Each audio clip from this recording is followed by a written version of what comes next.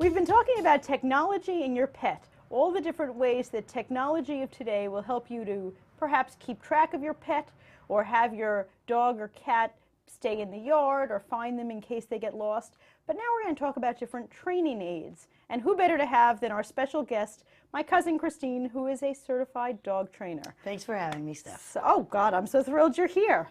So tell me a little bit about the technology that's available to dog trainers, or I guess to people who want to train their dogs. Sure, absolutely. Well, first there's Skype training, which is an actual training lesson through Skype. Oh, okay. And so I watch what the person's doing. I can verbally help them out with how to use their body and what to do with the dog. And I can watch the dog's behavior, and they can respond. I can hear them, they can hear me, and it works very well. So that's just a personal training. Absolutely. So while your dog training business is in Florida, you could actually train a dog in California. Sure, absolutely.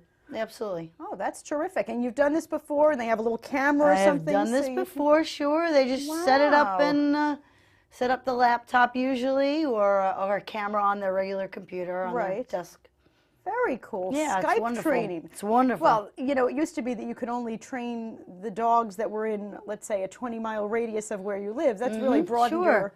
Absolutely, absolutely. I love it. Skype training. There's a great use of technology. Yeah, it's fabulous. That's the best one yet. I like that. What other things can we do? Fabulous things are the electronic collars. Electronic collar. Just for communication purposes with the dog. There's something called the Talk and Train. And I found this on eBay. It was very inexpensive. And really what it is a walkie-talkie that you can give your dog voice commands. Okay, so your dog is already trained. Right. And any of these things I would only use if the dog was trained. Okay, so this is not a substitute for doing nothing. Absolutely not. Okay. No, dogs learn from body. Dogs' language is body. Okay. So when we use our bodies, we're giving them the biggest communications. There's no substitute for putting in... No, you have to put the time in and the work in. Okay. Now these are for more, advanced training? This is what I like to do for distance and for off the leash. Okay. Once your dog knows what to do, then you take that leash off and the dog is like, Oh, okay. And then the electronic collar will help you back up.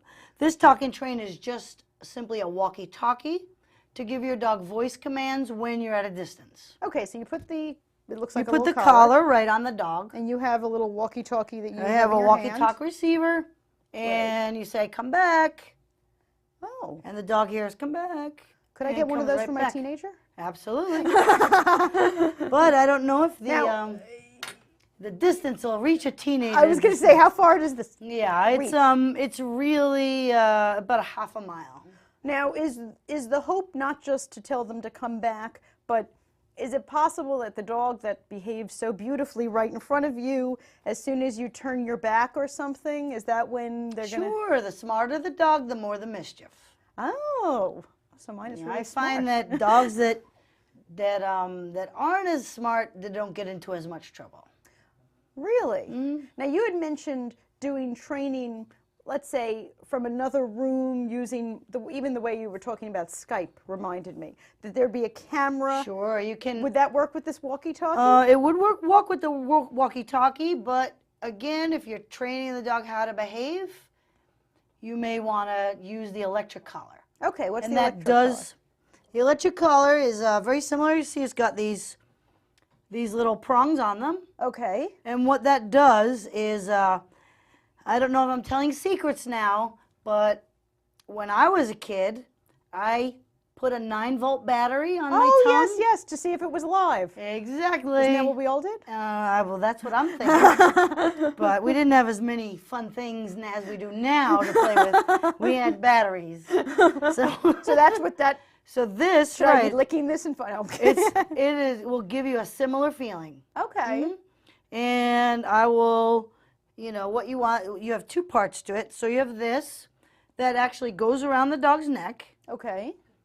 And this has got the prongs. And then you have a receiver. Oh, like a little remote control. It's a little remote control. You put it around your neck. Okay. And what you can do is you set this to that, and they all basically work the same way. You're going to have a little differences with each different electronic collar, Right. but they basically all work the same way. Okay. You want to set if you want a beep or not, Okay. or you set it if, and you set the level. Beep like a noise as opposed to a zap? It gives them a noise only, Okay. or a noise and a correction. So you can set it either way, where you want it to beep or you don't want it to beep, or you want it to beep and give a correction. I usually don't use the beep. Just the zap. To me, if I already told the dog something, that's the beep right there. Gotcha. They make their choice whether they want to do it or not. Right. Because I only use these when they already know what to do. So this is So not if the I first say step. don't dig, Right. they already know with a leash and a collar. That they shouldn't be No digging. dig, no dig, no dig. So this is kind of, you've taught the dog not to dig, don't dig, don't dig, don't dig. Then you say, all right, you're trained. Go out there. Go out there. And you see him digging, so you give him a little zap. Yes, and a dog that knows the difference will do little things like look behind Oh. to see if you're watching. If they do that, you know that they're ready for a little zap. And what it does is they think that even if you're not there, you can see them. Right. So they shouldn't do that behavior to begin with. So you can use this in even smarter dogs. You may have to sit in someone else's car. What I have done is, Oh, because they know your car? yes, they do. Oh, okay. So what I've done is you can use a nanny cam, but what I use is just a basic remote control vehicle Okay. that has a camera on it. Oh, like The software, JK has a little remote control tank, and there's a the camera. software goes on the computer. Okay. So what I do is I set it up and I go outside in someone's car Right. on my phone. Watching the I dog. watch the website Right. and watch what the dog does. When the dog puts their head in the garbage, which they know they're not supposed to have because we've already done it, Right. little correction. Oh. When setting this, you always want to start with the lowest Okay. and Build up. do no and see what happens and give it a try. Now, so the dog can't see you. The dog is in the kitchen. You can see the dog through your little remote control tank, and you're in the car or in another room or someplace. So the dog is thinking, I'm all alone. I'm going to start Take nosing that through chicken the cutlet garbage. off the counter Uh-huh. or stick my head in the garbage. Now, when they get a little zap, they don't realize it's coming from you sitting No, in the they car look around. outside.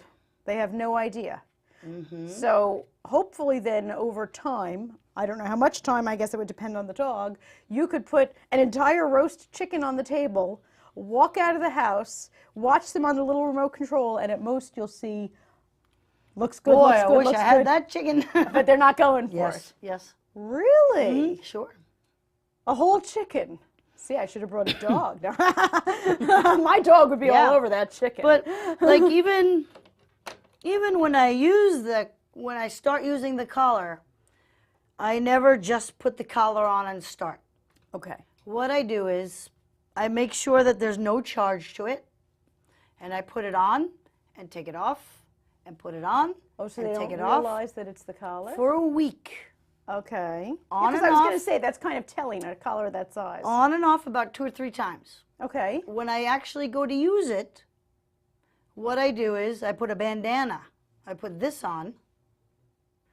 Then when I'm ready to take them outside, I put the bandana on Okay. and then take them outside and use it. Now, what does the bandana do? The bandana does nothing, but that's the last thing that I added on their neck. So they forgot that that's already on. Mm-hmm. Gotcha. So we switch it up, switch it up, switch it up. A different bandana. Right, You right. can put a little flowery lei on there. Right, right. But as long as they've now something forgotten different. about this. Makes sense.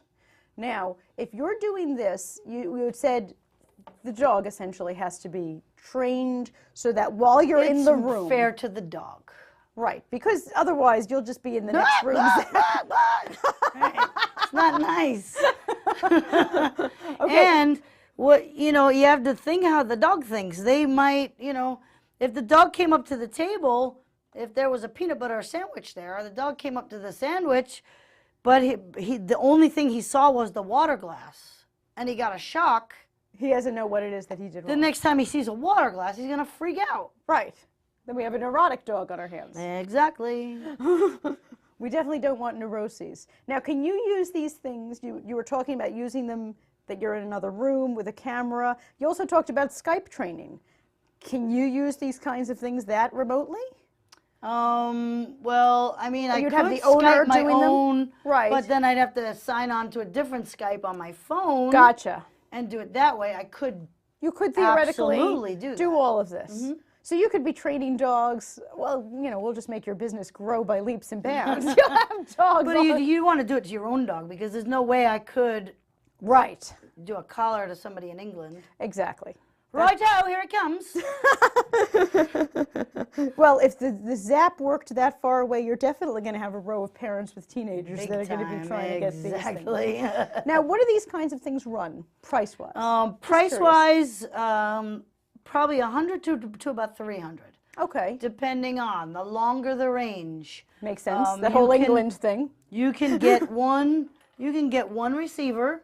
Right. That's good for 2 dogs. Really? Yeah. So one side is for one dog, the other side is for the other dog, and You don't want to mix up that. No, you won't. Yeah, you won't, because you'd put a white collar and a blue collar.